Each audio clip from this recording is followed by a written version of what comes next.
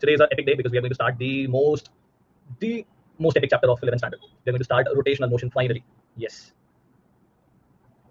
Bilkul. So we are going to start this chapter today, rotational motion. But before we start, we have three awesome class teachers. As always, say hi to your class teachers, everyone. Sachin sir, Anshul sir, and Amal sir. Say hi to all of them, everybody. Quickly.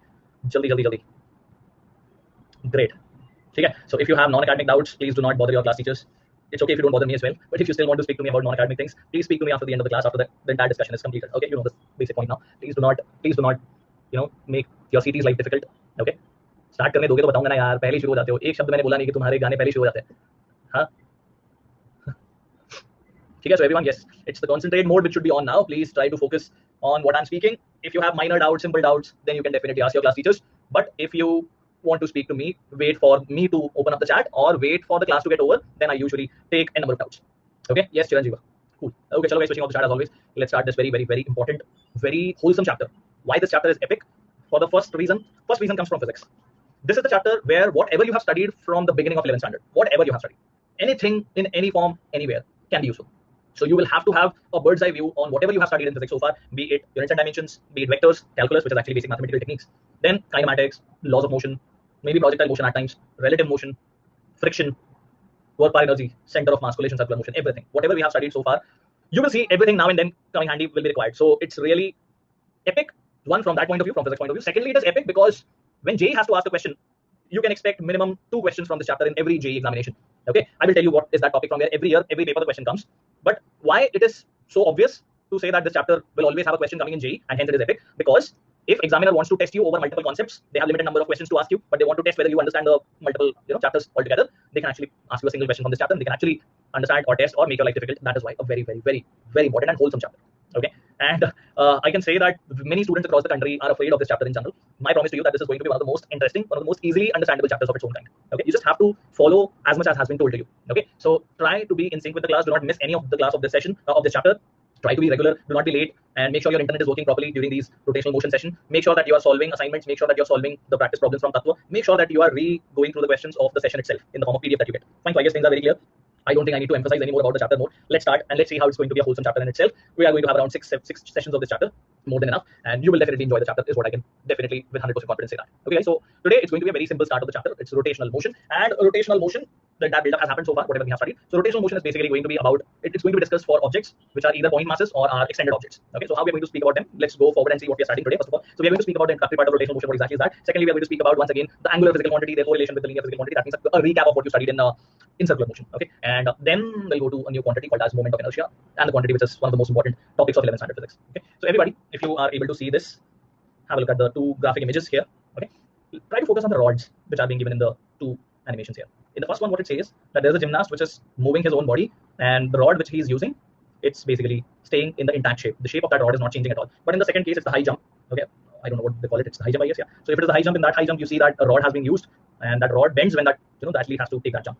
So there, the shape of the rod is not fixed. So we say that when the things do not change their shape, the objects or the things are called the rigid bodies. And when their shapes are not fixed, which can be changed, molded, then the objects will be called non-rigid bodies. The chapter that we are studying, rotational motion, the discussion is going to revolve around the first category. Means this category is going to be very important for us, the rigid bodies. Okay, so what exactly is a rigid body? Let's try to first technically define it, and then we'll understand what exactly rigid body is. So whenever we speak about a rigid body, first of all, every object in this universe, we can assume that every object is made up of small point particles. This understanding we got from center of mass also.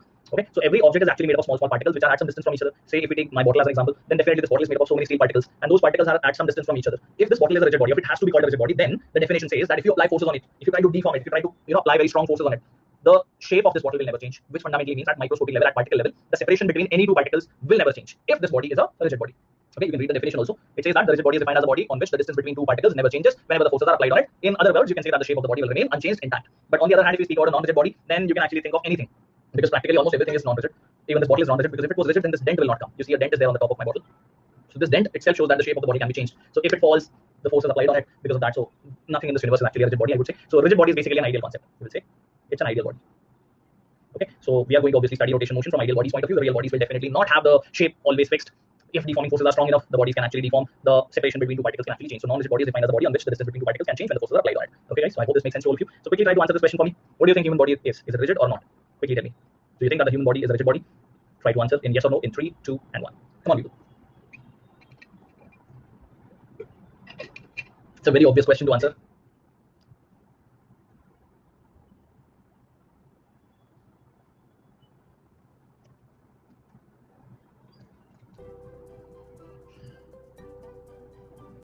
Okay, very good. So even the separation between my fingers is not constant. I can move my fingers. That simply shows that the gap between the fingers itself is not fixed. My hand can move. Our body parts can move. So definitely our body is not a rigid body, right? Everybody. So I hope this is very obvious and clear to everybody. Now, let's talk about the types of motion on the basis of the type of bodies that we are talking about. Okay. So broadly, now from henceforth, we'll try to define the motions into three possible categories. The first one is called translational motion, the motion that we have been actually studying so far. Okay, all the motions that we have studied, be it projectile motion, circular motion, straight line motion, any motion that we have studied so far is actually a translational motion. Okay, now we are introducing something called as rotational motion, and then we will also speak about the combination of translation and rotational motion, also known as planar motion. Okay, so what exactly is translational motion? Does it mean straight line motion only? No, first of all, translational motion does not mean only straight line motion. What translational motion means is that when a body moves, in whatever way it moves, in whatever way it may move. It may move as a parabolic path, means it may go as a projectile path like the javelin. Neeraj Chopra, we all know the current sensation of the country. The javelin which is thrown, the motion of the javelin is such that it's moving, and all the particles of the javelin, whenever the javelin moves, will have the same amount of displacement, will have the same location at any point of time, or not location actually. They will always cover the same amount of distance, same amount of speed, and same amount of acceleration will be experienced by all the particles, and that's what basically a translational motion is. Okay, read once again. This is basically the motion in which body, however it moves, all the particles will have the same linear distance, linear displacement, linear velocity, and linear acceleration. Linear. By this we mean all the linear quantities. Okay, whenever the word linear is not there and only distance, displacement, velocity, and acceleration is given, that is inherently understood that you're speaking about linear quantities only. Okay, so be it a straight line motion, be it a circular motion, be it a projectile motion, whenever your body is moving, and it is moving in such a way that all the particles are covering the same distance, same displacement, same velocity, and same acceleration, like the motion of a train on the ground. Whenever the train moves, whenever the bus moves, the engine is definitely at the front, the last guard wala bogie is at the end, but whenever the entire train moves, they all move with the same velocity, with the same acceleration. All the particles, all the passengers, all the bogies of the train, they have the same amount of distance and displacement as well. Okay, guys. So if you try to understand the two other possibilities of translational motion, first one is rectilinear translation. Rectilinear means when entire body is moving in a straight line. Okay. The other one is maybe this is your body and it is moving in a non-linear path, maybe a zigzag path. But in this case, also the entire body is following the same path or similar trajectory. Okay, so when that happens, that is called as curvilinear translation. But the point is, translation motion, the entire body must have the same distance, displacement, velocity, and acceleration. All the linear quantities for all the particles, including the center of mass, should be same. That's what is your translational motion. But when we speak about rotational motion is a very interesting situation, guys. When we speak about rotational motion, I'll give you an example. I'll give you a demo here for that. Let me grab a colorful object for you to see. Okay, so guys, I'm sure that you're able to see this thing. So far, what was happening? This was moving, say, in a straight line like this. This pen, when dropped, when I'm dropping this, the entire body is falling freely. All the particles come down by the same amount of displacement, same amount of velocity, same amount of acceleration, that is g. But if I hold the pen at one of the ends and release the other, now what is happening is not translation. Now what is happening is not translational motion. Why? If, say, this is where I have done the hinging. Hinging means I'm pivoting the object. I'm not letting this point move. I'm just keeping the entire body move around this point, right? So if that happens, we have an axis of rotation here. So maybe your rod earlier was here like this, and I speak about two particles in the rod. This is particle A, this is particle B. So you see that as the rod moves like this, okay, as the rod moves like this, you see that at t equal to 0, the rod was horizontal, and maybe at some t, the rod has traveled some angle. Okay, so you see that entire rod has moved the angle theta, right? So you will see that the angle which is traced by the radius of A, if we call the radius vectors, or radius means the position of A and B, then if I trace them or try to locate them by their individual radius vector RA and RB, you will see that both their radius vectors, they are both covering the same angle theta. That means, in very simple words, if I have to say, you can see that A and B both are moving in a circular motion of their own. A individually is moving in a circular path or part of the circular path. B is also going in a part of a circular path. They don't have the same circular path. Definitely they don't have the same circular path because the radius of circle of A and radius of circle of B are not same. But guys, the point is the angle by which A has traveled and the angle by which B has traveled at any given point of time is same. That is theta. And also the speed with which they are moving, that means angular speed, omega, is also same. Also, if there is angular acceleration, it's also going to be same because we are talking about this as a rigid body first of all. As I said, rotational motion will be spoken for a rigid body. So when this body is moving, both A and B are simultaneously present horizontally, simultaneously present at this position. That simply means they both have the same value of theta, they both have the same value of omega, they both have the same value of alpha also. Okay. Switching on the chart to ask you, do they have the same amount of distance covered? Do they cover the same amount of distance? Definitely not. It is visible, right? The arc length is not same. Do you think they will have the same linear speed also? Do you think they will have the same linear speed? They cannot have the same linear speed. Why? Because they are definitely not moving in the same distance. But do they travel for the same time? Do they travel for the same time?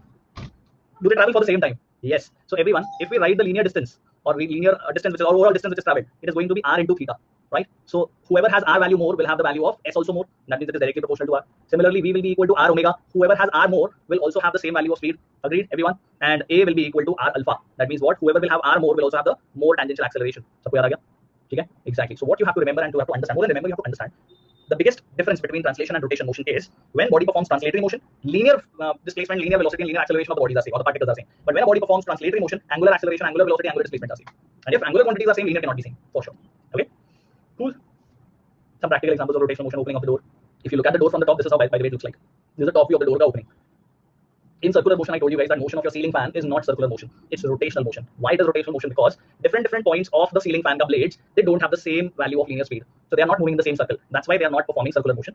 Individual particles of a rigid body will have a circular motion. Or in very simple words and in a nutshell, if you have to comprehend, you can say that rotational motion is actually a combination of multiple circular motions. Different or all the particles of a rigid body, when the rigid body performs rotation motion, all the particles undergo circular motion. Okay, except for the particles which are on axis of rotation. Except for the particles which are on axis of rotation. Because the axis of rotation particles, they do not actually displace. They don't have angular displacement, angular velocity, or angular acceleration because they are on the axis of rotation.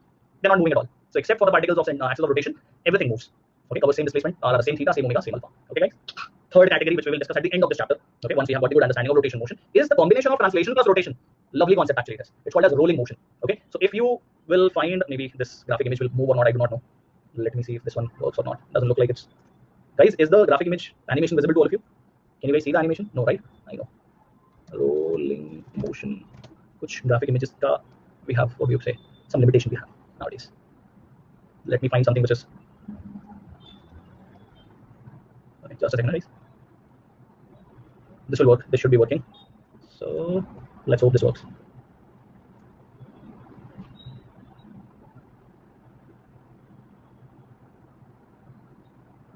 Can you guys see this one?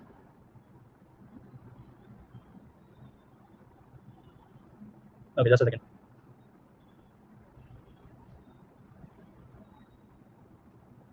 Hold on a second. You'll be able to see, don't worry. Ab dikh raha hai? This is rotation only. Hold on a second. I'm looking for the. Why it is showing only half of it? Okay.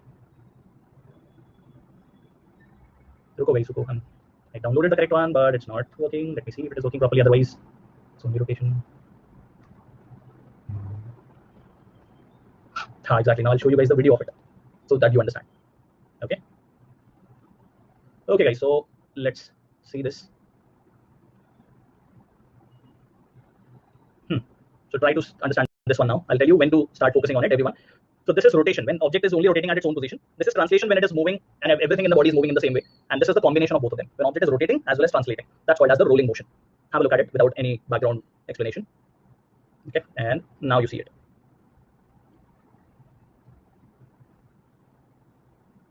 Okay, so this is rolling motion, which is basically rotation plus translation.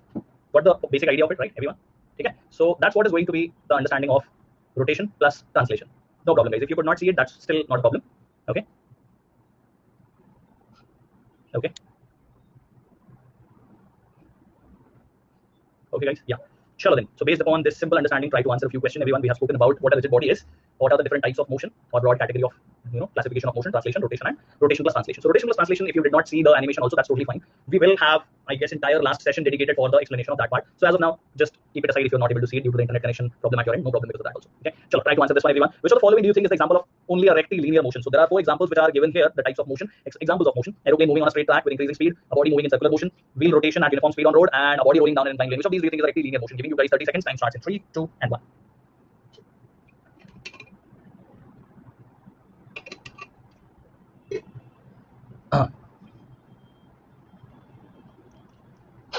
Okay, keep your doubts noted, or you can ask it to the class teachers also.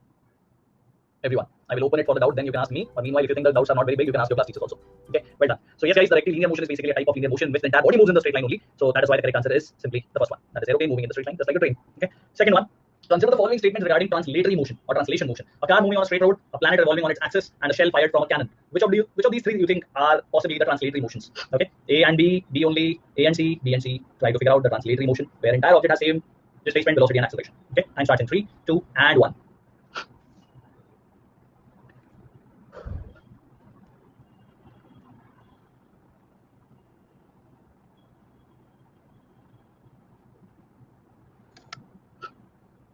Okay, and the time is up. Let's see. So definitely, if you are able to understand this from the basic concept point of view, the planet revolving on its axis, like Earth revolving on its axis, is not at all a translatory motion. It's going to be a rotation motion. So definitely, answer is not option B. Okay, car moving on a straight road is definitely a translatory motion, and a cannon fired from, a shell fired from a cannon is basically the motion of a projectile path or projectile motion. And I told you that projectile motion is also a translatory motion. So that is why the correct answer happens to be A and C. Both are your translatory motion, in which entire body performs the same amount of displacement with same velocity with same acceleration. Okay. So this is the first introductory part of rotation motion. Okay. Remember, only one thing we haven't defined, formally, but informally we all understand that whenever rotation motion is going to happen, you will always require an axis of rotation. If there is an axis of rotation involved, then only a rotation motion is possible. Think of your ceiling fan. There is an axis of rotation. The rod about which the fan is rotating, that's basically an axis of rotation. The door, not these type of doors, these are sliding doors, these are translatory motions. I'm talking about the door which is hinged to one of the points of the edges, right? So that edges from where the door is hinged, those are your axis of rotations. So whenever rotation motion possibility happens, definitely circular motion required an axis of rotation, and rotation motion is the collection of multiple circular motions, so definitely axis of rotation is required. Okay. Sure. So now we'll do a quick recap of things that we learned, and then we'll solve quite a few problems on this topic once again. So revisited from circular motion, what is angular velocity? I hope everybody remembers that when the bodies are moving in the circular path, how fast the angular displacement is covered per unit time is what we define as the angular velocity. So it is nothing but the rate at which angle is covered is what we define as the angular velocity. SI unit is radians per second, and the dimensions are m0, l0, t minus 1, and that's why it's also called as angular frequency. Okay, and as we know that your angular displacement is a vector quantity. So if this is your circular motion and happening in, say, this sense, then you remember defining all the vector quantities. This is the direction of theta, so this is the direction of omega, probably the direction of alpha also. If omega is increasing, direction of alpha is also in the direction of omega, else it is opposite to the direction of omega. Okay, everyone. Now, again, the equations which we saw in correlation with the linear, or we can say the translatory motion, we saw that when we spoke about uniformly accelerated motion, the acceleration was constant. If we spoke about uniformly accelerated circular motion, angular acceleration became constant, right? So you can see the counterparts here. These are all the counterparts or analogous. When v was equal to u plus at, here it was omega equal to omega naught plus alpha t. Omega naught initial angular velocity, alpha is your angular acceleration. S is equal to ut plus half at square, theta equal to omega naught t plus half alpha t square, right? These are all valid only when the first point is valid. Okay, remember that the first point is the most important one for anything to follow, right? So next is the third equation of motion, v square equal to u square plus 2as, or v square minus u square equal to 2s. So here it becomes omega square minus omega naught square equal to 2 alpha theta. The displacement traveled in nth second, u plus a n minus 1 by 2, or u plus a 2n minus 1. This is also written like this, u plus a by 2 2n minus 1, after this simplifying the bracket. Okay, similarly the same equation, omega naught plus alpha n minus half. Okay, this is how we get the equation from the graph also, that displacement is nothing but average velocity into time, and average velocity when acceleration is constant is u plus v by 2. Similarly, the same thing applied in the case of angular motion, or you can say circular motion which is accelerated and uniformly accelerated. Similarly, linear acceleration can be written as v dt by ds. Here you can write the same as omega d omega by d theta. Sabko yaad aa gaya? Give me a plus one if you all remember this. This is not here for you to memorize. This is something that we have used earlier. This is a recap. This is just a recap. We all have seen this. We have used it many times in translation and recently in circular motion also. Today we are going to do many problems from these topics. Okay, ready for the problem solving, everyone? Quite a few problem solving we'll do, then we'll move to the third part of the session. Okay, awesome, very good. So then switching off the chat so that we focus on the screen once again, everybody. So let's first see some examples, very easily doable questions today. So have a look. It says that a wheel is rotating with an angular velocity 2 radians per second. It is subjected to uniform angular acceleration, that is 2 radians per second square. So how much angular velocity does the wheel acquire after 10 seconds? First thing that I have to always check in such situation, is alpha a constant or not?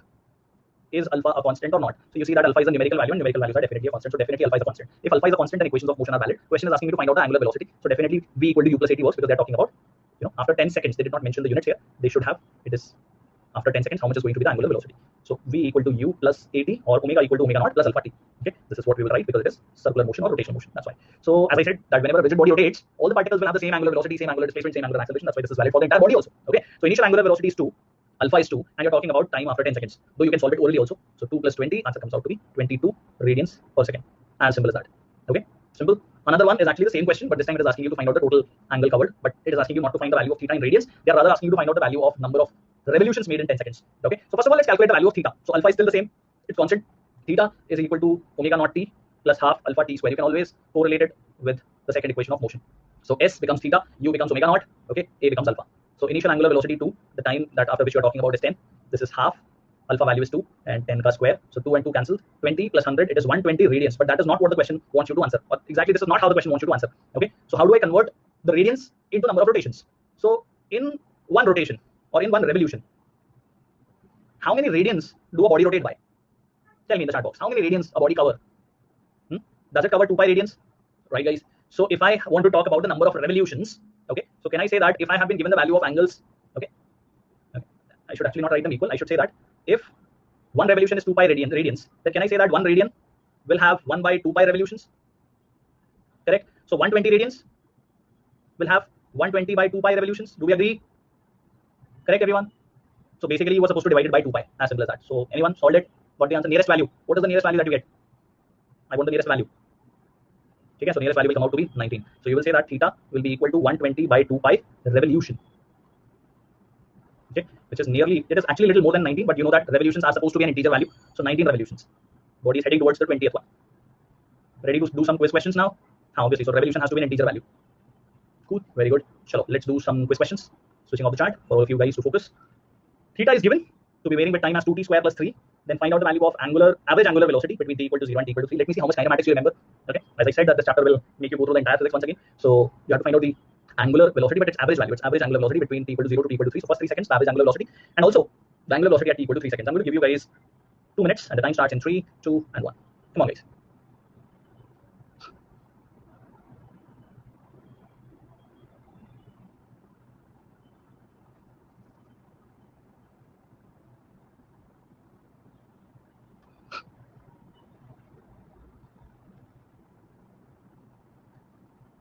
Come on, everybody.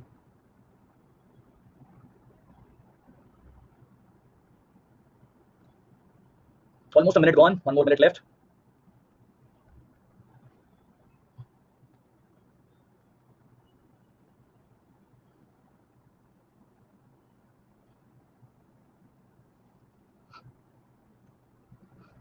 $30 seconds remaining, everyone.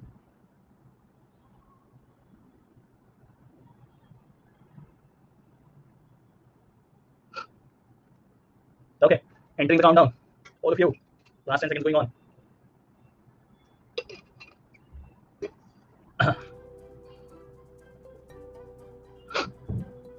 Okay. So the correct answer is option A. Let's see how we get that. First of all, omega average is total angular displacement upon total time. So t equal to 0, or rather I should say angular displacement in 3 seconds minus angular displacement in t equal to 0 by total time, that is t minus 0, that is 3 minus 0. So at t equal to 3, if I put the value of t as 3, it's 9 into 2, that is 18, 18 plus 3 is 21, minus theta naught, which is t equal to 0. If you put, we get it as 3. Okay. So 21 minus 3 divided by 3, that's 18 by 3, or you understand that. So it is 6 radians per second. So if the body had to move with a constant angular velocity for 3 seconds and cover the same angle, okay, that is 18 radians, it has to move with a speed of 6 radians per second. Okay, let's talk about part B. So for finding omega at t equal to 3, I need to differentiate the angular displacement, and that comes out to be 4t. Okay, 4t plus 0, because 3 is a constant. So directly put the value here. 4 into t equal to 3 comes out to be 12 radians per second. That's why the correct answer. Okay, 6 and 12. Good. Another question. It's actually an example for you to see, but I'm going to give this question as a quiz question for all of you guys. Okay, have a look at the question. It has given the value of omega vector, r vector, and asking you to find out the v vector. So quite clear already. I've given you the hint also that v is equal to omega cross r. So you have to revise how cross product is solved. Giving you again 2 minutes though, and your time starts 3, 2, and 1. Come on, people. All the information that you need is on the screen right now.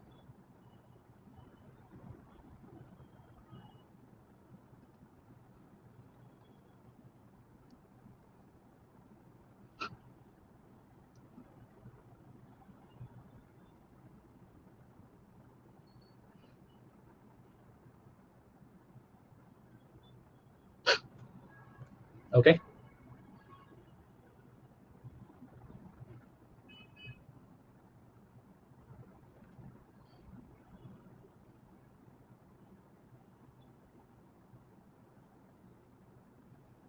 Last 40 seconds. Cross product. Come on.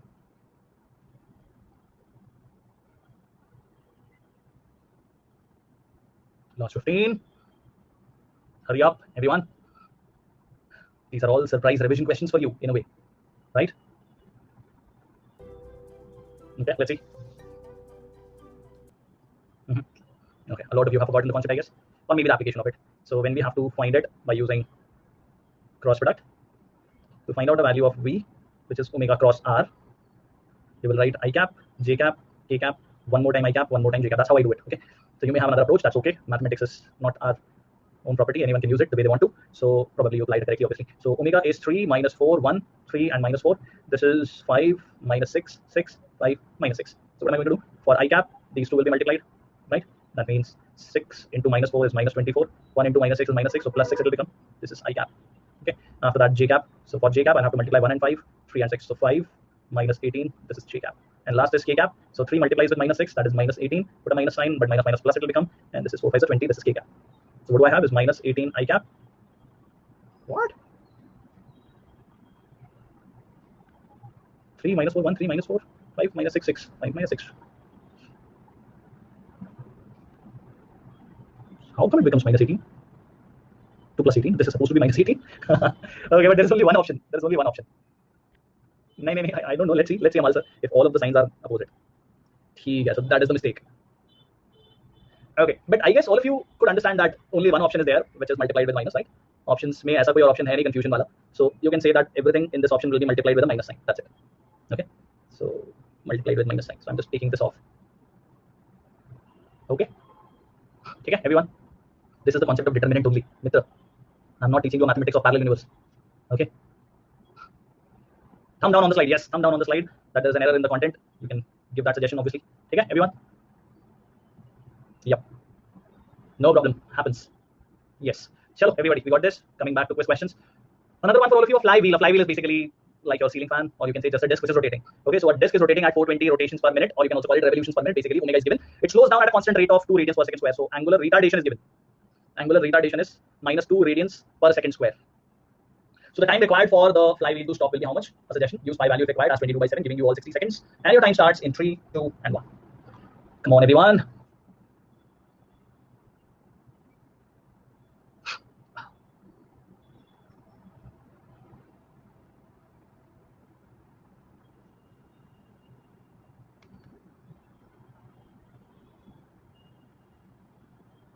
Last 20 seconds now.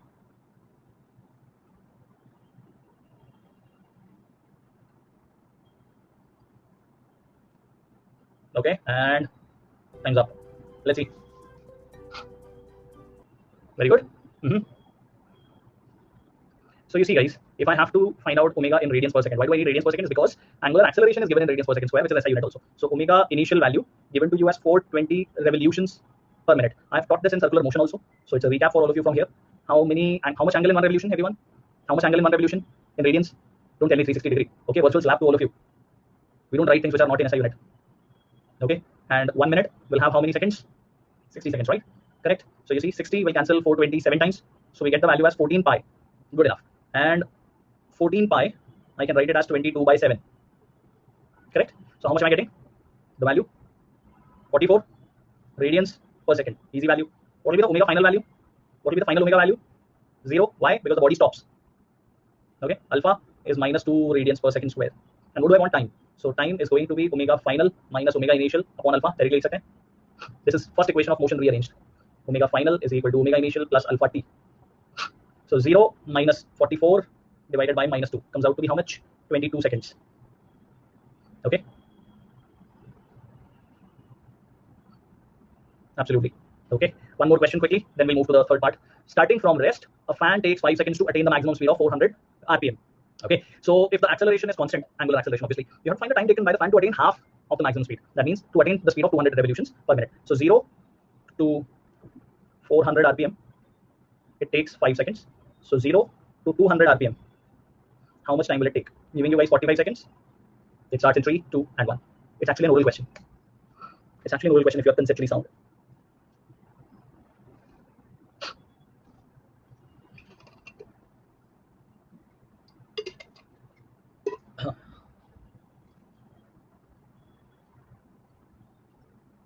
Initial angular velocity is also given as 0, by the way.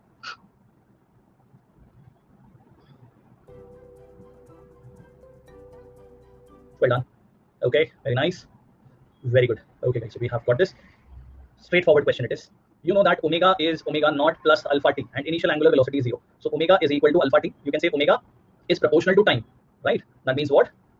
If I double the omega, time required will also be double.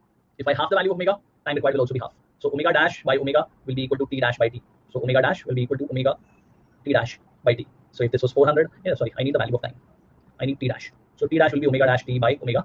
Omega dash is 200, omega is 400, this was 5, so it comes out to be 2.5. But I don't actually prefer this approach. I prefer the common sense approach that if omega is proportional to t and omega becomes half, so t should also be required as half.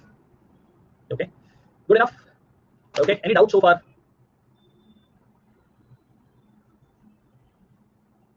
Good, very nice. Well done. Maybe overall so far, whatever we have studied. Today, whatever we have studied.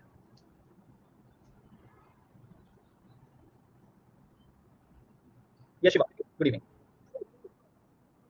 हाँ हाँ बोलो.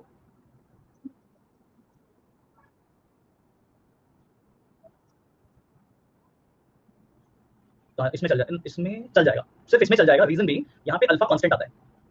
जब alpha constant होता है ना, only then omega average is equal to omega initial plus omega final by 2 होता है. Only in that case, otherwise नहीं होता. तो अगर यहाँ पे टी की पावर कुछ और दी होती ना, तो वो फॉर्मूला काम नहीं करेगा. ठीक है. Okay sir, how ceiling fan is an example of rotation motion? For the visibility of it, because the blades are moving, the different parts of the blades are not performing the same displacement. They are moving in the different circles. That's why ceiling fan is an example of rotational motion. Okay, so can you show that GIF? Which GIF you want to see? Sir, if an object is rotating about its own axis, then can we say that the object is undergoing rotational motion? Absolutely. Earth performs rotation motion about its own axis. Sir, what about Newton's disk? What is Newton's disk? I don't even know what is Newton's disk. Sir, तो जरा सारी जगह alpha equal to constant, so we can use exactly we can use this only when alpha is constant. Okay, so Harshan again saying I don't have any idea about that. Any particle has circular motion and has a whole its rotation, right? Yes, all the circular motions can be understood as a rotation motion, but all rotation motions are not solved by circular motion. Okay, to some extent yes, Chiranjeeva, to some extent. अरे यार अर्शद वो तुम net पे भी search कर सकते हो rolling motion GIF मिल जाएगा. It's what is happening because of the limitation of the system. It is not letting the GIF file work above certain size. Okay, it's like a CD. It's like a car ka wheel going forward. That's all. Sir, any object undergoing rotation motion should be physically attached to something. Not necessary. Not necessary, Shweta. Not necessary. Absolutely not. Have you guys played with a spinning top? Hindi mein lattu bolte hain usko. Have you guys played with a spinning top? Ever a spinning top? In fact, you must have seen those basketball players. They will take the ball and revolve it on their fingers. That's basically rotation motion. That's rotation motion. Yours that thing, wo fidget spinner. Fidget spinner is a rotation motion. Sudarshan Chakra. Mahabharat example. Earth ka rotation about its own axis. Earth ka rotation about or Earth ka revolution about sun is actually considered to be circular motion. Shweta, we will study the dynamics of rotation motion. आज वो बात नहीं कर रहे हैं. We will speak about the situation that why rotation motion happens and when it happens. Okay? So dynamics अभी बचा है. Pen fight, yes. Pen fight is an example of rotation. Can we say translation plus rotation example is Earth? Not exactly, but to an extent, हाँ. Not exactly the context that we want to set, but pen fight is a beautiful example of rotation plus translation. When you play with the pen, it rotates as well as it goes forward. So that's basically rotation plus translation. Can a field force cause rotation motion? Yes, absolutely. Absolutely.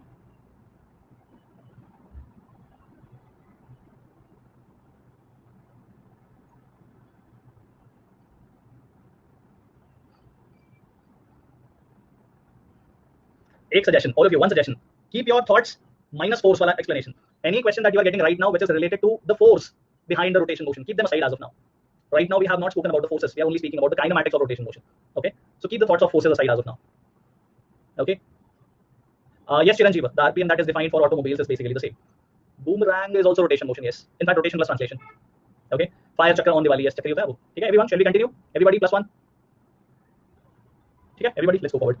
Yes, many examples, guys. You can actually keep on thinking and figure out many of the examples around you. So everybody, let's go forward and speak about the third and the final part of today's discussion. This is what it is. This is moment of inertia. We are not now going to speak about the most important quantity, one of the important most quantity of this chapter. And honestly speaking, I will write it down here only. This is a short topic for JEE. When you will write the JEE examination in 2023, you will have a question coming from this topic. Either way, means directly, indirectly, anyhow, but you will definitely have a question coming from this topic.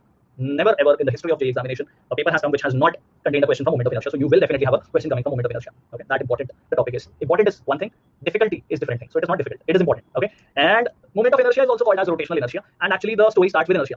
Okay, so inertia ka first time definition we got in the explanation of laws of motion.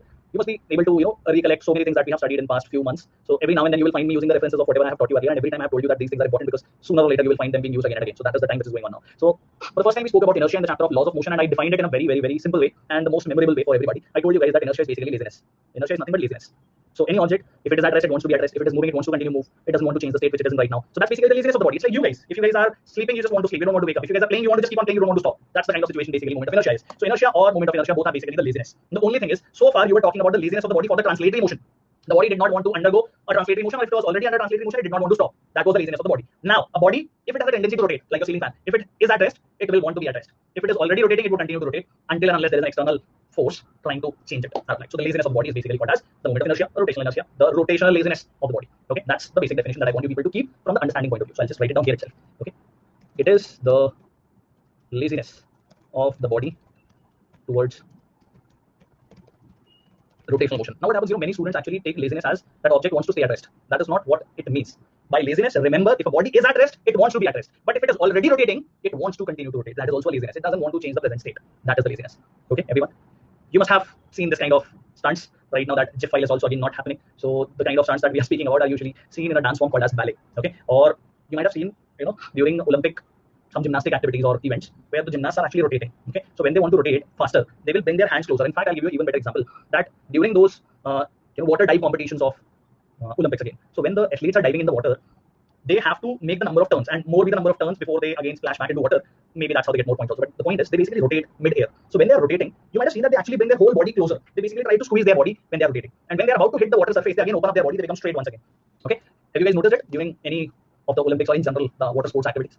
So that's basically has to do something with the moment of inertia. That has something to do with the rotational inertia of the body. Okay. So what exactly the rotational inertia is? Pay attention. First of all, it is, as I said, you can read the definition also. Let's go through it. Property of a rigid body or a point mass, or sometimes the point masses, system of particles also, by virtue of which it opposes the change in the rotational velocity. Okay. This is basically the laziness only. In sophisticated word, they are telling you it is laziness of the body. It doesn't want to change its angular velocity. If it is zero, it stays zero. It wants it to keep it zero. If it is already non-zero, it wants it to not change. That's what is moment of inertia. What exactly moment of inertia depends upon? It depends upon the axis of rotation. If you will change the axis of rotation, the same body will have the moment of inertia changed. If you change the shape of the body, the moment of inertia will change. If you change the size of the body, if shape is changed, size will also change. So it depends on that. And overall, if I have to actually compress point number 2, 3, and 4, I will say if I change the distribution of the mass. By distribution of the mass, I mean to say that, say if you have a ball and if you squeeze it and you make it a roti, if you make it a chapati, okay? So in that case, the distribution of the mass changes. That means what? Earlier, maybe you had a 3-dimensional ball. If you squeeze it, it will become a ball. Oh, sorry, it will become a chapati like this. So the same mass about the same axis of rotation now has different distribution. The mass actually redistributes about the axis of rotation, and that will change the laziness of the body. That will change the moment of inertia of the body. Okay? So moment of inertia is always defined with respect to some axis of rotation. So I told you that we haven't formally defined the axis of rotation, but we already know what axis of rotation is, and it is a very important thing. It is definitely not a quantity, it's a thing. So about an axis of rotation, you will find that body will have different axis of rotation, and different axis of rotation will result in different laziness or moment of inertia. Okay. More interestingly, guys, the moment of inertia of a body, the first point is a very interesting point. What I'm trying to tell you guys, say if I take an object, okay, I take this object. This is a rectangular plate. Okay, so this rectangular plate, if rotated about different axes of rotation, it will have different values of moment of inertia. If you will rotate it like this,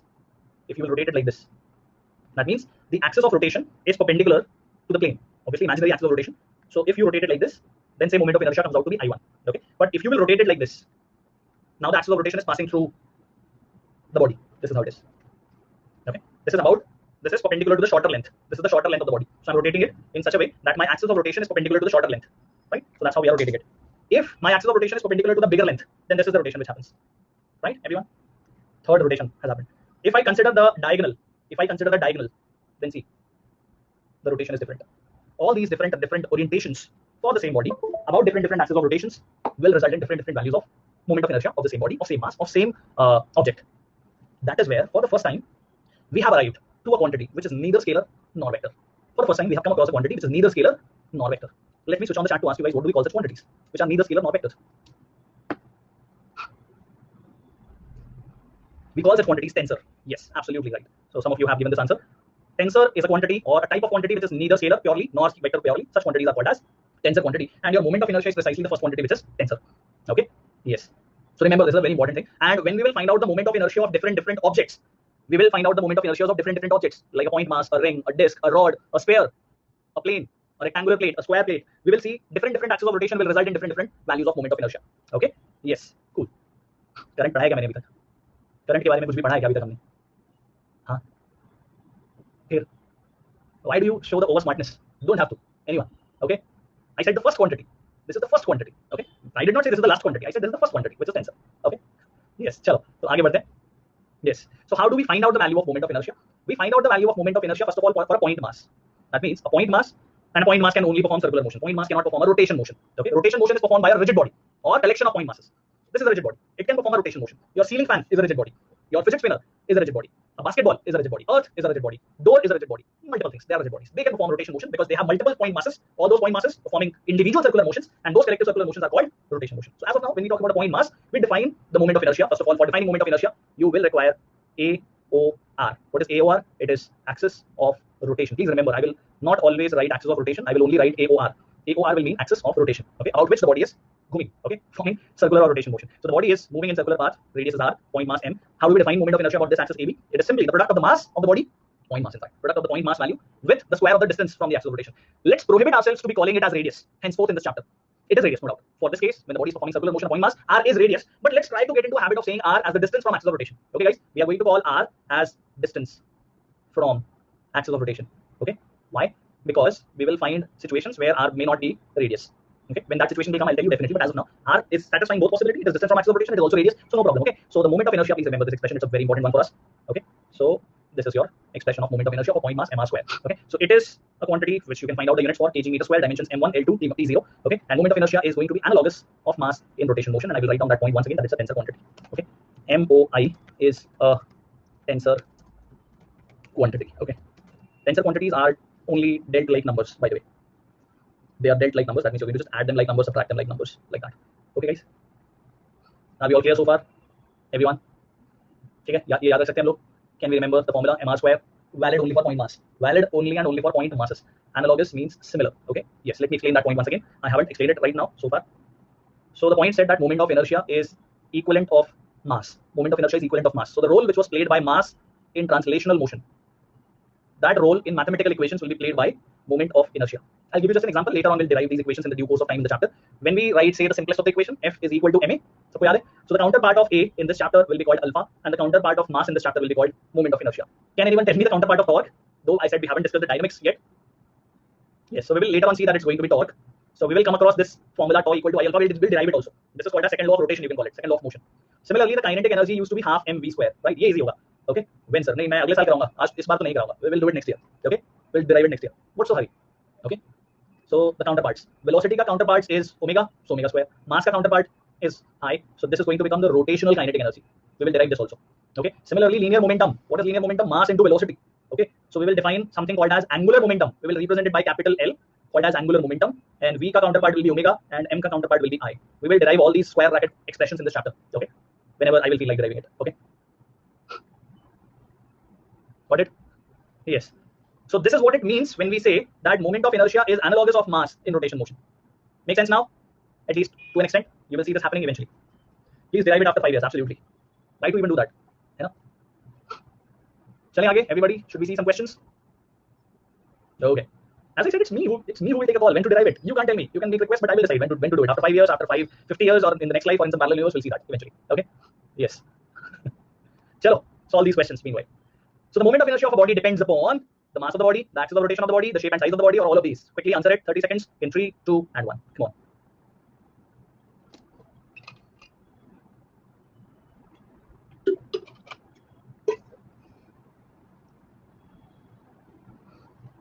Some questions are actually given for you people to remember. So this result is what you have to remember, even if you don't get it correctly. Okay, very good. Awesome. So remaining 19% people for you also. Please remember that the moment of inertia of the body depends upon all of these things. Okay. Depends on mass, depends on acceleration, depends on the shape and size of the object. Okay. If this is a particle of mass 2 kg, it is at a distance 5 meters. Can you find out the value of its moment of inertia? Let's see how many of you remember the small formula that I gave you guys a few minutes back. And I'm giving you 45 seconds. Time starts in 3, 2, and 1. Please do it only. Please do it only. Please don't use pen and paper. Everyone.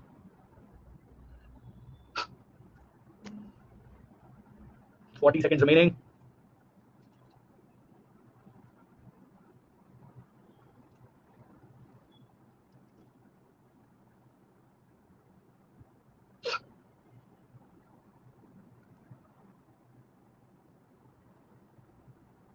Okay.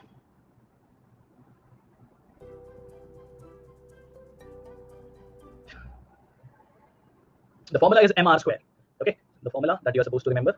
Moment of inertia for point mass is mr square. Mass of the body 2 kg. R is the distance from axis of rotation, that is 5. So 2 into 25, 50 kg meter square. The correct answer. Okay. Let's see if you get this. This one is a tricky one. This is not a thread. Okay. This is not a thread. This is nothing. This is just an imaginary line whose length is 5 meters. I'm telling you that already. Okay. So this is not a thread, not a chain, not a rod, nothing. The object is here and it is rotating about this axis of rotation. So you have to find out the moment of inertia of this 2 kg body whose axis of rotation is shown, and this line which is given here, an imaginary line, by the way, it's an imaginary line. It is making an angle of 37 degrees with the vertical of the axis of rotation, giving you guys complete 60 seconds, and the time starts in 3, 2, and 1. I've given you the sin theta cos theta values also if required. If required, don't think that you have to use it, but if required, please use it. Okay.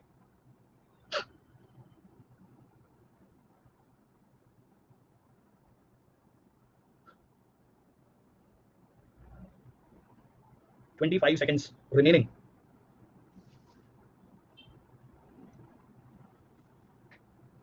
Entering the countdown, everyone. Finish. That's it. Switching on the chart. What is the distance from axis of rotation of the body? What is the distance from axis of rotation of the body? Absolutely. It is 3. It is 3. Very good. Very good. Yes, it is 3. Very nice. यही check करना था बस. This is its distance from axis of rotation, right?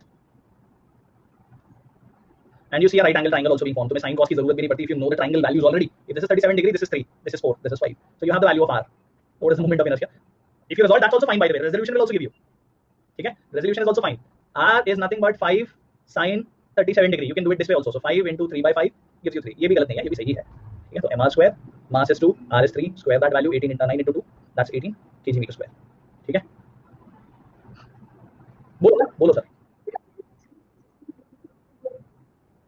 तो ये line आ रही है, मैंने क्यों होगा? किसने बोला है? ये एक्सेस है, और एक्सेस हमेशा इमेजिनरी होती है, और ये ऑब्जेक्ट ऐसे घूम रहा है। आया समझ में? ठीक है, okay.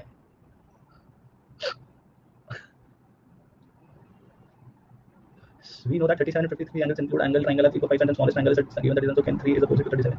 Gauri Shankar, are you trying to explain it to someone else or you are just stating a point? Sir, you are Ramanujan. क्यों? कुछ गलती हुई मुझसे? हाँ अच्छा, वो पाइथागोरस ट्रिपलेट बोल रहा है, चलो बहुत अच्छी बात है, ठीक है।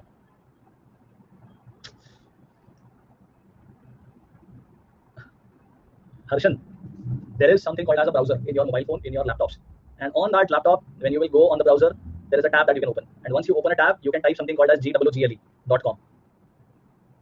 Okay, and surprisingly, it answers all the questions also.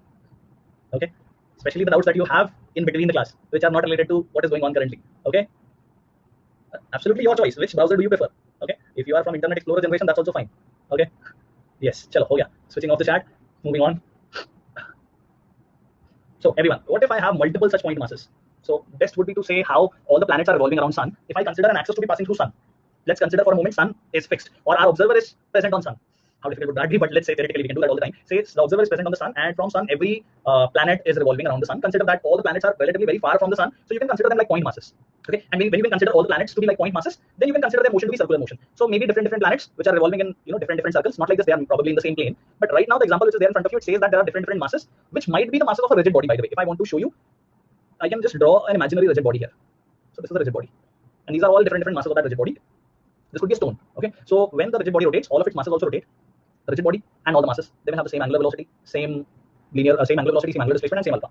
So that is why when we try to find out the moment of inertia of a system, we can say that moment of inertia of the system is nothing but addition of moment of inertia of all the masses which are there, and that is what will lead us later on to talk about the moment of inertia of a rigid body. So when this rigid body is going to rotate in different forms, it's going to rotate in different forms. So when the rigid bodies will perform random rotation motions, we will require their moment of inertia. So the thing which is there in front of you right now is telling you about how the moment of inertia of distributed mass system can be found. Very simple. You will simply find the moment of inertia of each and every particle, add them. Okay, that means when the rigid body will come, we will go to integration.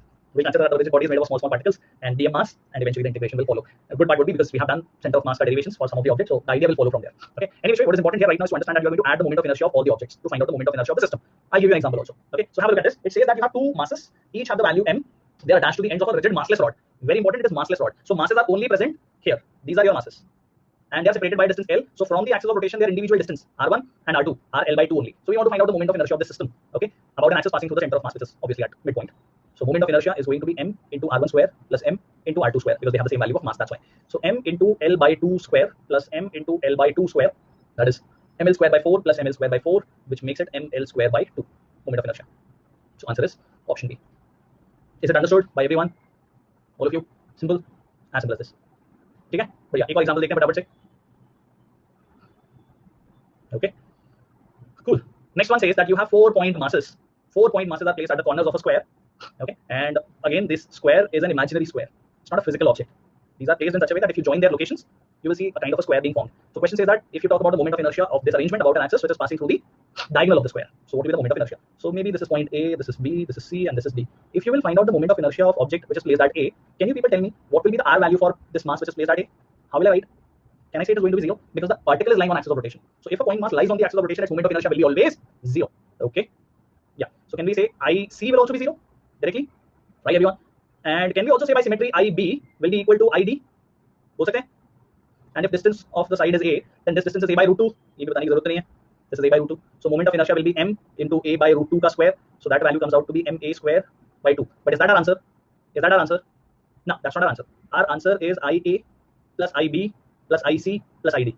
Okay? That means 0 plus ma square by 2 plus 0 plus ma square by 2. Yes, and the answer is ma square. Not 2ma square, it is ma square. Okay?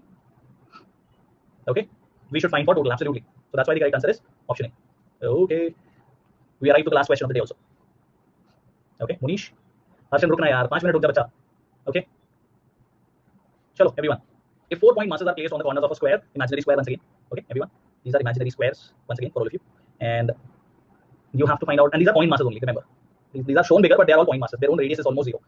On radius, right? The square is side length A. You have to find out the moment of inertia about one of the sides of the square. That means this type of rotation is going to happen. So you have to find out the moment of inertia of the arrangement about this axis which you see here. This is your axis of rotation. Giving you guys 60 seconds, and the time starts in 3, 2, and Wait a minute. Let's call it A, B, C, and D. And now time starts in 3, 2, and 1.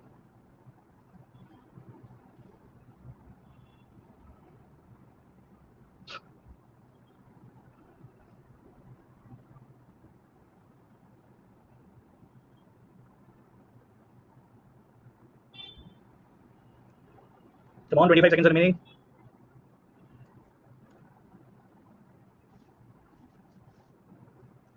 Okay. And time's up. This is actually even easier than the previous one.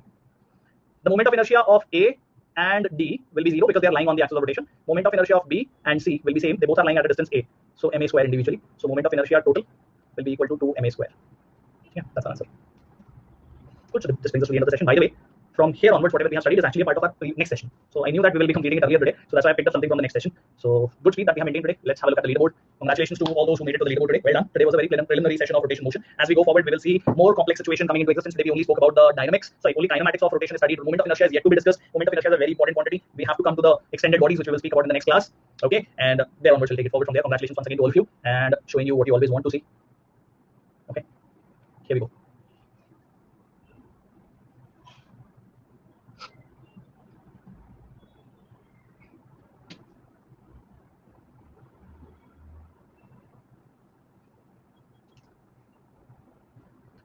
So officially the class is done. Those who want to exit the class can exit the class. Those who want to stay back can stay back. Class teachers, once you're done with your doubts, you can also leave. Okay. Yes, Jagan. Yes, tell me.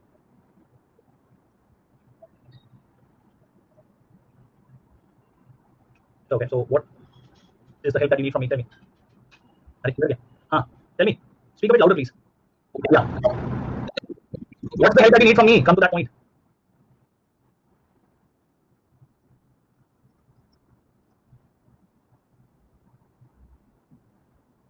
So basically, the classes are not arranged by the teachers; they are arranged by the backends, and that is why there are micro courses which are always running.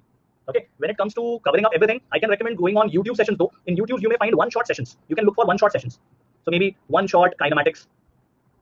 Okay. One shot NLM. One shot work power energy. One shot COM will give you a holistic idea of the chapter. Okay. Do that. All the best. Yes, you are. Tell me. From which chapter? Then wait for the end of the class. Okay. Ask. Mm-hmm. Mm-hmm. I said we'll do integration when rigid body will come. It is still not a rigid body. This is only system of particles. Hmm. Not exactly. These are point masses. Still, there's no rigid body. That is all. Nothing is rigid, but we will consider them to be rigid when we are studying it. Okay. Okay. So student wanted to explain this part. So I will unmute the student themselves first. Sadia, yes. I'm guessing that your doubt is here. I'm just guessing, right? So I'll just explain that part and rest. I guess everything is clear. Cool. So say you have a square. Can you tell me the length of the diagonal? How much will that be if the side length is A? What will be the length of the diagonal? Length of the diagonal is also A. Pythagoras quickly apply and get root 2A, right? So what will be the half of this length? Can I say it will be root 2A by 2? Can I write it as A by root 2? Okay. You understand that how it comes A by root 2? Okay. You get it? That's why it is A by root 2. Okay. So in the initial questions, we used moment of inertia formula for point masses, but mass was of 2 kg. Which question, Aman? Which question, Aman? Sir, can you please explain the question again where differentiation was involved? I think there was only one question where differentiation was involved. किधर गया वो? This one. यही वाला ना अर्शद? तो यार इसमें क्या बताऊं मैं? अगर theta equal to 2t square plus 3 है तो d थीटा बाई dt क्या होता है? 2 is a constant, t square का डिफरेंशिएशन इज 2t, 3 का differentiation is 0. You understand this Arshad? 40 आ गया करेक्ट. तो फिर आगे क्या तकलीफ है? t का वैल्यू पुट करो ना, t इक्वल टू 3 बस. तो फिर so distribution mass changes, so does density also change? Monish, may or may not. Monish, may or may not, depends upon the situation. Starting question of MOI. Aman, do you have a microphone, bacha? Are you talking about this question? This was the first question of moment of inertia. This was the second one. Okay, this one. Yes, tell me. What's your doubt? What's your doubt? You said 2 kg something. Can you explain? In the initial question MOI formula, masses but mass was 2 kg. हाँ तो 2 का value put किया तो what's the doubt here? What's the doubt? Tushir, wait a minute. We put the value of ms2 ना. Sir can we consider earth under distribution mass system? Yes it is Harshan, it is. Okay okay Aman, बढ़िया। तब तक मैं तुषित से बात करता हूँ। Yes Tushit, अरे Tushit your microphone is not working. Tushit microphone not working, what's the problem? Are you doing pre preparation or PhD? First answer my question. That's it. That is where my points end there. Is to answer you this. Okay, please, as I said, remember my first few words about the chapter. Please focus on the parts that I'm explaining. Don't go here and there because this chapter will create a lot of troubles any which way. Okay. Okay. Sir, can we say all rotation motion includes circular motion, but all circular motion no rotation? Absolutely, sir. Yeah, we can say that. We can say that. So, एक बार circular rotation में difference feel करा दो. यार, Earth का motion about its own axis is rotation. Earth का motion about sun is circular motion. Okay. Raman, you'll have to wait for some time. अरे मेरे Iron Man. Yes. Then बोलो. Yes. हाँ. हाँ. Formula. हाँ. वो I equal to m नहीं है. I proportional to m है. वो I is similar to m बोला है. I का वो रोल है जो मास का रोल होता था ट्रांसलेशन मोशन में.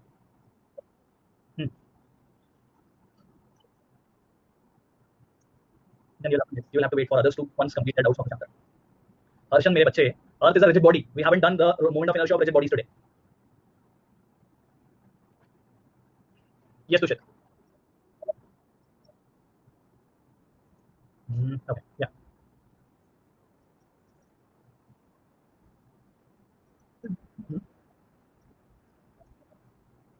So as I said, first of all, today we have only spoken about point masses and their moment of inertia. This will naturally be answered when you will be in the next class, when we'll speak about rigid bodies. All these rigid bodies, their moment of inertia we'll speak about. Same thing I've spoken and told Harshan also about Earth. We will get the moment of inertia of Earth also. Okay, so just wait for one more class. Yes, Aman. बोलो. वही वाला सवाल ना? वही वाला सवाल. हाँ, बोलो.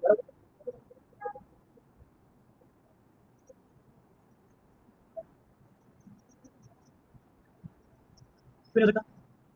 क्यों नहीं हो सकता? बहुत ज़्यादा हाई डेंस होगा पार्टिकल. बिल्कुल होगा. अलग-अलग ऑब्जेक्ट की अलग-अलग डेंसिटी होती है. कभी कभी अगर फिजिक्स लैब में गए फ्यूचर में, तो अगर स्लैब असिस्टेंट से रिक्वेस्ट करके एक बॉटल ऑफ मर्करी अगर उनके पास हो, एक ऐसी बॉटल छोटी सी, ये तो बहुत बड़ी है, जितनी बड़ी क्या बोलना चाहिए, बिस्लेरी की छोटी 200 लीटर 200 ml की बॉटल आती है ना, उससे भी छोटी अगर बॉटल मर्करी की हो, वो एक बार उठा के देखना बस. You feel the difference in the weight. Mercury की डेंसिटी बहुत ज़्यादा होती है. और ये मैं क्यों एग्जांपल दे रहा हूँ, क्योंकि मेरे टाइम पे हमारे फिजिक्स की लैबोरेटरी में बॉटल हुआ करती थी. तो जब मैंने पहली बार उस बॉटल को उठाया था, तो आई वाज शॉक्ड कि किसी ऑब्जेक्ट की इतनी हाई डेंसिटी भी हो सकती है, and that too being a liquid. तो थ्योरेटिकली तो बिल्कुल पॉसिबल है कि पॉइंट मास 2 kg का हो सकता है. मुझे तुम्हारा डाउट ये होगा कि सर ये पॉइंट मास दिख नहीं रहा है, this is not a point mass. So yes, that is where it is valid. तो मैंने वो भी बोला था कि अज्यूम कर लो कि ये पॉइंट मास है. हाँ भाई, एक्चुअली तुम्हारा डाउट उसी लाइन पे जा रहा है कि sir this doesn't look like a rigid body, और 2 kg की बॉडी इतनी छोटी कैसे हो सकती है, वो वाला डाउट है. तो इतना मान रहे हैं. तो हाँ हाँ, उनकी मोमेंट ऑफ इनर्शिया 0 होगी हमेशा. हाँ, उनका आर 0 है बेसिकली. तो कौन मास है उनका, खुद का कोई रेडियस है ही नहीं, बहुत छोटे हैं. तो मतलब practically they don't have any radius, so they don't rotate, ये बोलते हैं. Thank you. Yes Monish, can you speak a bit louder? Yes tell me. Last question is in front of you. I just explained that to the previous guy. The moment of inertia for those particles will be 0. It's going to rotate like this. And the one that you are seeing in this example is going to rotate like this. But without this being a mass. Only imagine that these 4 dots that you see, only they exist. And they are rotating like this. That is what is happening. Okay?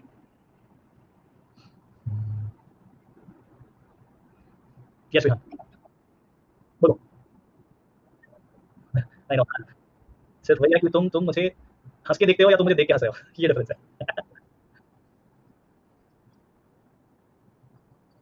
क्या नहीं समझा? ये 4 point ही तो सामने, वो square, वो diagonal वाला. तुम तो ध्यान दिया था मल्टीपल पार्टिकल वाला. ये ये अच्छा अच्छा अच्छा, 1 मिनट, ये वाला. इसमें क्या नहीं समझा, कोई पॉइंट है स्पेसिफिकली? पहली बात तो ये बता रही है कि moment of inertia basically body की लेजीनेस है, ये बता रहा है, इसका मतलब ये है. ठीक है. लास्ट वाला ये बता रहा है कि अलग-अलग एक्सिस ऑफ रोटेशन होंगी तो अलग-अलग मोमेंट ऑफ इनर्शिया आएगा, जो हमने अभी देख भी लिया. बाय द वे, जो हमने अभी देख भी लिया. जैसे ये क्वेश्चन है, इसमें वही 4 पार्टिकल्स का मोमेंट ऑफ इनर्शिया जब इस डायगोनल वाली एक्सिस के अबाउट निकाला तो m² आया, है ना. लेकिन अगर वही एक्सिस ऑफ रोटेशन दोनों द साइड्स से पास होने वाली हुई तो 2m² आ गया.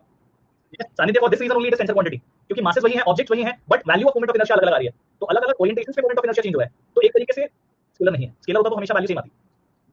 ठीक है. और वेक्टर्स के लिए नहीं, क्योंकि ये लॉज ऑफ वेक्टर्स को फॉलो नहीं करेगा. वेक्टर एडिशन और वेक्टर मल्टीप्लिकेशन को भी नहीं करेगा मोमेंट ऑफ इनर्शिया. ठीक है. तो दिस इज वन. और तीसरा पॉइंट जो उसमें बताया वो ये कि अलग-अलग तरीके से मासेस को अगर अरेंज कर दिया, एक्सियल रोटेशन वाला पॉइंट अभी देख लिया हमने, अलग-अलग एक्सिस के अबाउट अलग-अलग मिलेगा, और डिस्ट्रीब्यूशन ऑफ मास चेंज हो जाता है बेसिकली. तो भी ऐसा होगा, जो कि अगेन यहां से एक्सप्लेन हो जाता है. यहां देखो तुम्हारे 2 मासेस जो है वो एक्सिस ऑफ रोटेशन से दूर हैं और 2 मासेस एक्सिस ऑफ रोटेशन पे हैं, लेकिन डिस्ट्रीब्यूशन ऐसा है कि जो दूर रखे हुए मास हैं उनका डिस्टेंस a/√2 है.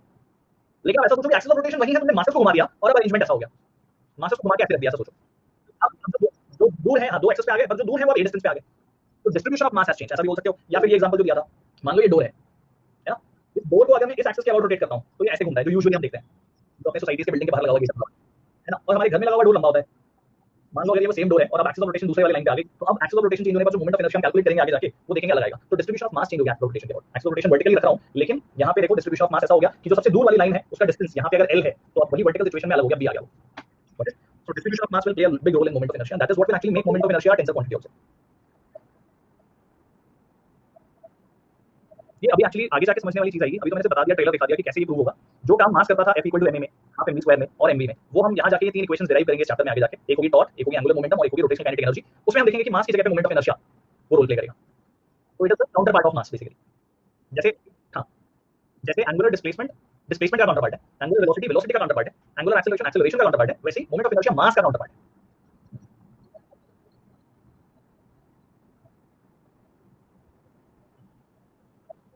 Come again, it is equivalent in the mathematical formula, it is not equivalent to mass, it is equivalent in the mathematical formula। ठीक है, हाँ, बाकी सब सही है ना, बस वैसे ही चलना चाहिए। चलो keep on going। चलो ओके, गुड नाइट, बाय। ये सुधीर, यस बच्चा बोलो। हाँ, एक मिनट, वर्टिकली फॉल करेगी या अगर ऊपर जाके रुक गई तो? अगर रुक गई तो डेफिनेटली ऐसे गिरेगी ना। हाँ, तो नीचे गिरेगी ना डायरेक्ट। वो तब उसका वेलोसिटी जीरो नहीं हुआ होता है, और वो velocity v not equal to under root r g भी होता है। जीरो भी नहीं है और अंडर रूट आर जी भी नहीं है, तो ऐसे जाएगी। अंडर रूट आर जी होगा तो वर्टिकल सर्कल कंप्लीट करके आएगी यार, है ना? ये v मिनिमम था, इससे कम हुई और जीरो से ज्यादा हुई, तो फिर ये ऐसा पैराबोलिक सा पाथ, रैंडम सा पाथ फॉलो करके गिरेगी। फिर सर्कुलर मोशन के सेशंस देख लो, वहां डिराइव किया हुआ है हमने। फिर हाँ, समझिए व्हाट, बट वो कितना 90 डिग्री रहता है हमेशा ओमेगा और आर के बीच में, तो इसीलिए ये भी मैंने एक्सप्लेन किया हुआ है। ये भी मैंने एक्सप्लेन किया हुआ है कि अगर मान लो तुमने ऐसा लिख दिया कि ये ओमेगा है, ये आर है और ये वी है, तो ओमेगा क्रॉस आर वी है, वी क्रॉस ओमेगा आर है, और एक्चुअली मैग्नीट्यूड में तो नहीं है, मैग्नीट्यूड में नहीं, डायरेक्शन में बोलेंगे हम इस चीज को। हाँ, क्योंकि डायमेंशनली करेक्ट होना जरूरी है ना। अगर मैंने बोला वी क्रॉस ओमेगा आर होता है तो डायमेंशनली आर नहीं आएगा, वो वी इनटू ओमेगा तो एक्सेलरेशन के डायमेंशन है। तो डायरेक्शन पॉइंट ऑफ व्यू से v cap cross omega cap का डायरेक्शन आर कैप के डायरेक्शन में आएगा, दैट इज ट्रू। लेकिन ये बोलना कि v cross omega r vector है, वो टेक्निकली गलत है, क्योंकि वो डायमेंशनली करेक्ट नहीं है। रखना ही पड़ेगा, वो तो फंडामेंटल चैप्टर है ना अपना सबसे पहला।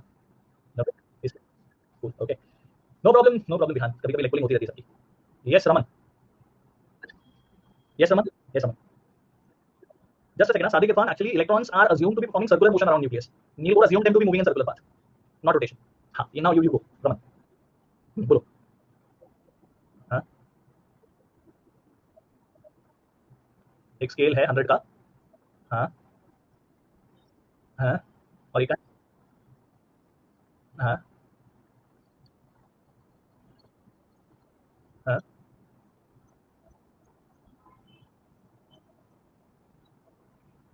हाँ, हाँ, पहले इसको लाते हैं सेंटर पे। हाँ, हाँ, हाँ, हाँ, पर यू सेड दोनों साथ में स्लाइड करना शुरू कर रहे हैं। पहले ये, फिर ये, फिर ये, फिर ये, एक बार। अच्छा, तो ये कहाँ जाता है? एक्स डिस्टेंस मान लेते हैं, ठीक है। हाँ, वो भी एक्स डिस्टेंस पे होती है। तो ये डिस्टेंस बता, क्वेश्चन ने खुद बताया है या नहीं बताया? तो टॉर्क यार एक्चुअली ना, क्वेश्चन फ्रिक्शन का है नहीं। क्वेश्चन में ये बताया हुआ है ना कि बैलेंस है फिंगर्स के ऊपर, तो क्वेश्चन पूछना क्या चाह रहा है? पर what is the condition that we have to maintain it here? एक बार क्वेश्चन पढ़ के सुनाओगे? कोई बात नहीं,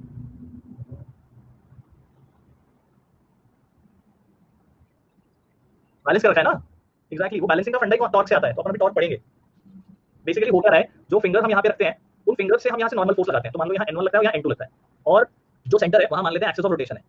तो हम बोलते हैं कि भाई जितना एंटी क्लॉकवाइज टॉर्क N1 से लगता है उतना ही क्लॉकवाइज टॉर्क N2 से लगता है, तो दोनों बैलेंस कर रहे होते हैं इस स्केल को। ठीक है, तो जब तुम इसे एक्स डिस्टेंस पे मूव करा दो, इसको वाई डिस्टेंस पे मूव करा दो, तो भी जो तुम्हारा ये है क्या बोलते हैं स्केल है, वो तभी बैलेंस रहना चाहिए।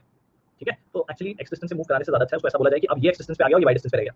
इनिशियली ये डिस्टेंस 40 था, ये डिस्टेंस 50 था, तो अब एक्स और वाई रहेगा तो भी वैसे बैलेंसिंग होना चाहिए। तो हम बोलेंगे torque clockwise will be equal to torque anti clockwise. तो वो सॉल्व करने के लिए टॉर्क के बंदे क्वेश्चन की जरूरत पड़नी नहीं चाहिए, पढ़नी तो नहीं चाहिए, बट फिर भी एक बार टॉर्क पढ़ लेने के बाद में you will be able to approach the question. Then अभी टॉर्क पढ़ा ही नहीं मैंने, है ना, तो नेक्स्ट क्लास या नेक्स्ट टू नेक्स्ट क्लास में अपन टॉर्क पढ़ेंगे तभी समझ में आ जाएगा। ठीक है, ओके, बोलो भाई।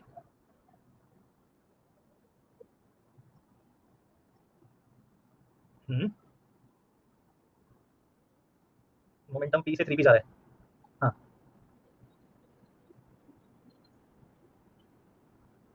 हम्म। अरे बेटा वो डायरेक्टली तब लगाते हैं, वो डायरेक्टली तब लगाते हैं जब फोर्स कांस्टेंट होता है, फोर्स कांस्टेंट नहीं दिया है इसलिए वहां पे इंटीग्रेशन किया हुआ है। आया समझ में अभी? कभी भी क्वेश्चन के सोल्यूशन में तुम्हें दिखे कि जो क्वांटिटी है वो कांस्टेंट नहीं है, मान के चलना कि इंटीग्रेशन या डिफरेंशिएशन होने वाला है। तो ये सबसे बड़ी हिंट होती है क्वेश्चन में। ठीक है, अरे ले लो पर टाइम तो कांस्टेंट नहीं है ना। अगर से दिया होता है f इज इक्वल टू के तो कांस्टेंट है, लेकिन k t to the power half के एक्स कुछ भी दे दो फिर कांस्टेंट नहीं है। जो क्वांटिटी चेंज होती है जैसे ऑब्जेक्ट मूव करे वो फिर वेरिएबल क्वांटिटीज में डील करना पड़ता है। ठीक है, okay.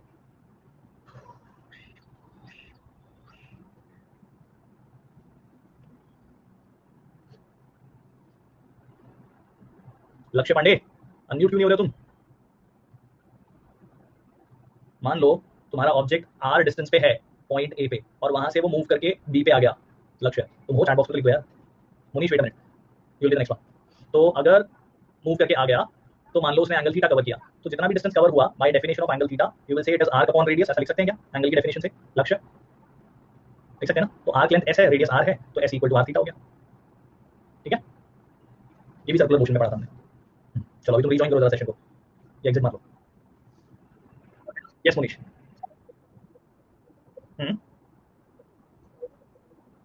Wait a minute. Okay,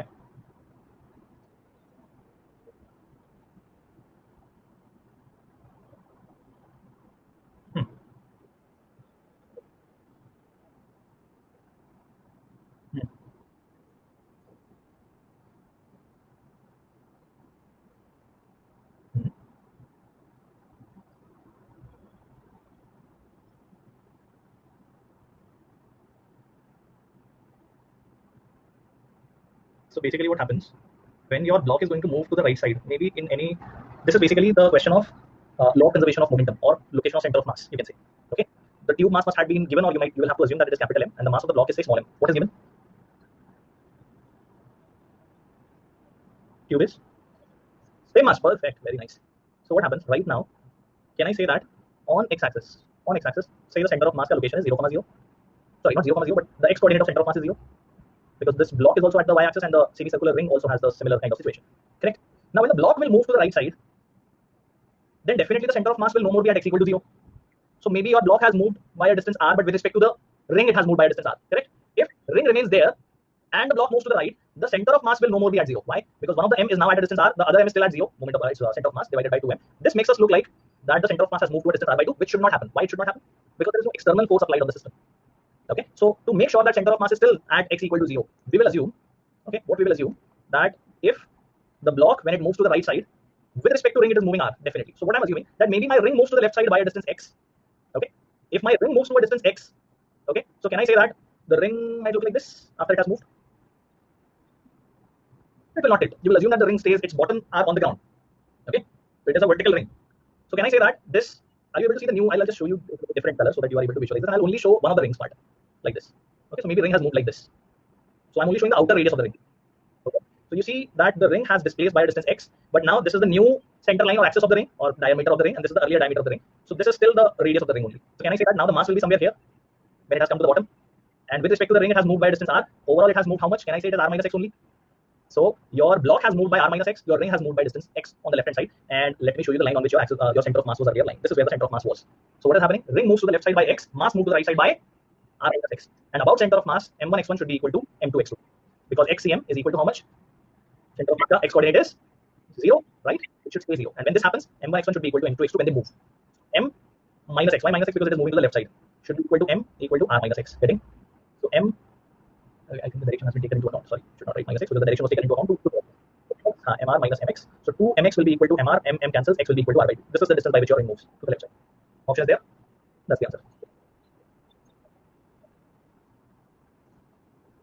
Depends on the situation. If the masses will not be same, the answer will not come out to be r by 2. Right? Good question. Yeah. Good night. हाँ निकाल ठीक है. Yes. Can you speak a bit faster? Obviously that was sarcasm. I could not even understand a single word. Tell me now. Just a minute. You got till this part. We got the theta value as 120 radians. Okay. So if in one revolution the angle covered is 2 pi, which is basically 6.34, no, 6.28. Okay. So 2 revolutions will be, that means 4 pi. 3 revolutions will be 6 pi, right? So I can go on like this till the time I get here as 120 value. Or the other way, I divide 120 by 2 pi only. That will give me the number of revolutions. That's what.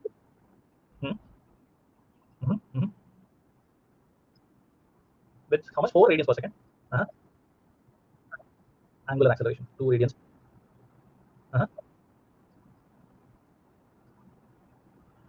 From here, okay, in 10 seconds. We just did this question, no? Did we not? Okay, so how many revolutions? So theta will be equal to omega naught into t plus half alpha t square. Calculate this value, okay, and divide 140 by 2 pi. Just 104 radians. अच्छा, radians में answer है. Answer is in radians only. So you don't have to complete it in revolutions per second. The radians is the SI unit. So 4 into 10 plus half into 2 into 10 ka square. 2 cancels. This is 40 plus 100. Answer is 140 radians. Okay? No. Correct it. Correct it. Yeah, answer is 140. Okay?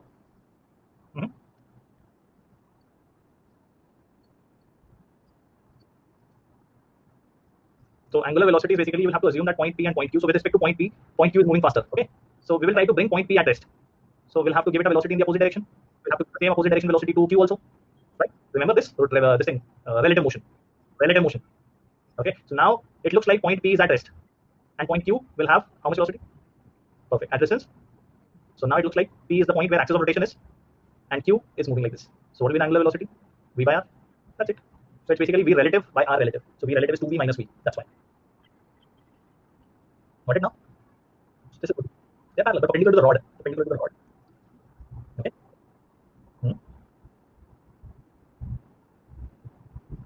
Do you have a cell phone? Do you have an alarm clock? In laptop will also do. So there is an app called as timer you can use. So when you are starting to study physics, you already make up a mind that I'll study for 2 hours. Physics I'll study for 2 hours. So set up a timer when you start studying. Once the timer goes off, be registered that I will not continue to study physics. I'll stop it here. I'll start my next chapter or next subject. Got it? Take care. Thank you. Bye.